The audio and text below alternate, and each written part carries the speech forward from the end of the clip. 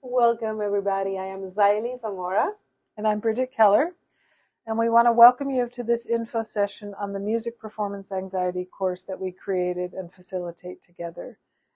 We're going to talk about a couple of things that happen in the course, but just to let you know everything that the course includes, we talk about your personal story and how you came to have music performance anxiety, coping mechanisms for dealing with stress and anxiety, mindfulness and body awareness to again continue to bring down that nervous system escalation, the practice of self-compassion for dealing with perfectionism, neuroscience for musicians, so what is your brain doing with all this and how can you shift what you're doing, and practice techniques to have a really effective practice.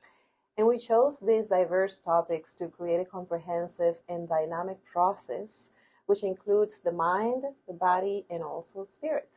Because focusing on just one area isn't enough to bring relief from MPA, thus music performance anxiety. Now, we've run this course a few times for me to realize that there is a community of us that is coming together, and there's a sense of camaraderie that comes in when we talk about this topic. I believe that as musicians and artists, we often feel alone in our struggles, and I have to admit that it took a great deal of courage to open up about my own struggles with MPA, thinking that I was the only person suffering from it. You are not. I am not. This course has confirmed to me that it's the complete opposite, and I am being reminded once again that we thrive in community. When we share our fears and our experiences with each other, we build a support network that helps us grow. And, with that being said, I just want to remind you all that you are not alone in this journey and that together we can uplift each other. Yeah. Now, that also brings the subject of identity, right? Realizing what MPA in the context of your own story will bring. What does it mean for you to be a musician? I believe that each of us has a unique voice and a perspective to share. I also believe that embracing your identity allows you to bring your authentic self to every performance. Now, personally, I am a Cuban female pianist identified by rhythms, montunos, clave, rumba, movement, laughter, right? Scarcity. Beyond that, I'm a citizen of the world, and I have been heavily influenced, not just by my heritage, but by an environment in which I grew up in, and also the various environments I have come in contact with throughout my travels. All of them encompassing a series of lessons learned, challenges, highs and lows. So I can rely on all of that in what I say in my music, and I welcome you to do the same. I believe that your individuality are what make you and your music very special. Don't be afraid to be your authentic self. And that's why we did this course, so that you can show up not just in your music, but in your life, right? More centered, calm, intentional. So that was a lot. Yes, that was, yes. So let's slow the pace and bring things down into the body and become aware of our breathing.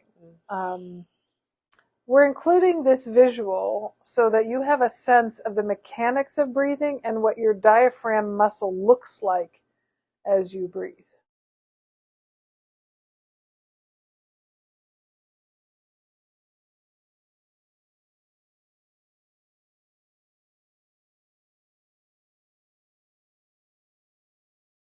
Let's take a long, slow inhale and an even longer exhale. I'll do that one more time. Inhale and exhale. And then come into normal or unaltered breathing and just notice the breath moving in and out of your body. And if it feels comfortable here, lower your eyelids, either partially or all the way, and bring your full awareness to your breath. Let your shoulders roll down and back. Draw your navel toward your spine and reach the crown of your head skyward to lengthen your spine. And bring your attention back to your breath. Breath in, breath out. If your mind wanders, just return it to focusing on your breath. Maybe you pay attention to the movement of your breath at the nostrils or at your belly. And if your belly's not moving, slow your breath and extend and deepen the inhale. Soften the diaphragm to allow for the downward expansion of your lungs. And then become aware of your feet on the ground. Line your ankles with your knees and check that your legs are parallel. Revisit the engagement in your belly. Draw the navel toward your spine. Shrug your shoulders up to your ears and then let them roll down and back, moving the tips of your shoulder blades toward your waist. Revisit the position of your head. Move your chin forward, up, back, and down. So it's tilting slightly and the back of your neck is just a little bit extended. Let the top of your head move up toward the ceiling. And come back to noticing your breath. Breath in, breath out. And take 4 or 5 more breaths in this aligned and expansive pose. And then come back into the space.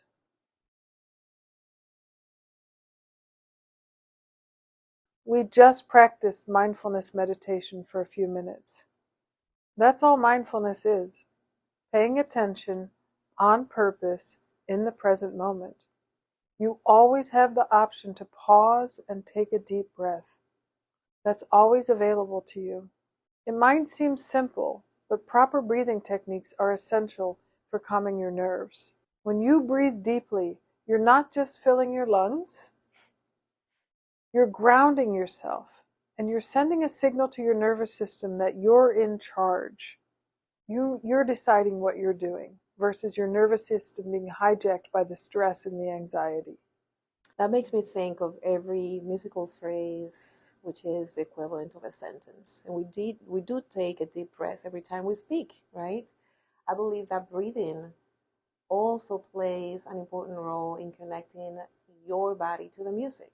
Singing while playing, for instance, that has worked for me, tremendously. Singing while playing is a way of breathing in the music. This course covers the following areas, all connected in a dynamic process that leads to you being able to learn new music and practice it and perform it more effectively. And this matters when it comes to learning, because an anxious brain is geared towards creating safety and security, and is not curious and open to learning. If you're anxious, you won't learn as well as if you were calm. Speaking of learning, that's a good place for us to shift to the neuroscience for musicians, right? And neuroscience is just what your brain is doing. So understanding a little bit about how your brain works, specifically that what goes in shapes behavior.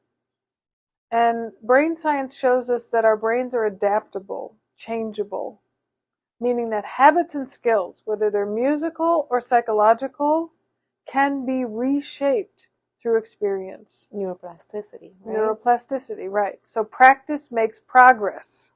Effective learning comes from paying focused attention, managing anxiety and other distracting emotions, and learning to tolerate frustration as a natural part of learning and growth. Yes. Right? When you're learning something new and you don't have it all under wraps, it's going to be frustrating. That's a part of the process. It doesn't mean you're doing it wrong, right? That's correct. So in the neuroscience component of the course, we talk about anxious brain versus learning brain, right? A learning brain is open to exploration and challenge, and it's open to curiosity, while an anxious brain primarily wants to know that you're safe and find certainty. We talk about how sleep is vital for learning. Yes. And rest helps the brain process and consolidate new material, making sleep just as important as practice for effective learning. We've received faulty messaging as we learn about how well we can do. we're led to think that we have strengths and weaknesses, and that you have to bolster the strengths to mask the weaknesses. That is not what brain science reveals. If you calm your nervous system enough, you'll ensure better learning, more comprehensive learning. If you practice with intention, that means repeat challenging sections and reflect on the progress you're making, that will deepen your practice and create overall improvement. So that's instead of just playing the same piece over and over and over and over and over again. So breaking up the way that you constitute your practice. Taking breaks and getting enough sleep will give you more significant gains than stressfully practicing for 12 hours straight. And practicing for performance sets you up for success. That's the one that we talk about, the importance of having a circle of people that you feel safe messing up in front of, right? Right. So that you can put yourself in the performance mode and practice some of that as well. Yeah. So you may not know this, but your brain will create the same emotional response to stimulus if it's happening in real time, so right now, or to something you're remembering, or to something that you're imagining. That means you can make yourself afraid, and you probably do, of remembering performances in the past that didn't go the way you wanted them to.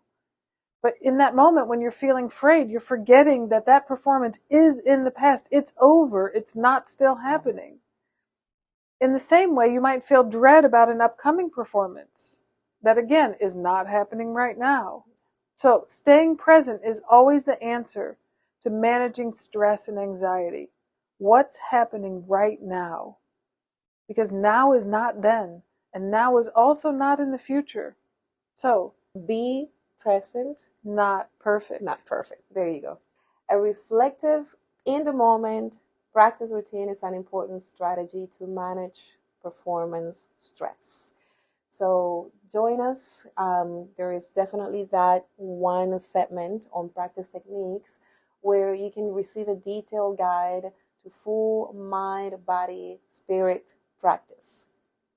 And as we mentioned, since a frightened brain can't learn, when anxiety takes over, our ability to absorb information decreases. That's why it's important to address these fears head on. So join our course to learn techniques to effectively quiet your inner critic and tame the perfectionist beast, so you can learn, grow, and perform at your absolute best. We are thrilled to guide you on this journey towards overcoming performance anxiety. And we welcome you to join us and create a powerful community of musicians who support and inspire one another. We hope to see you there. We hope to see you there.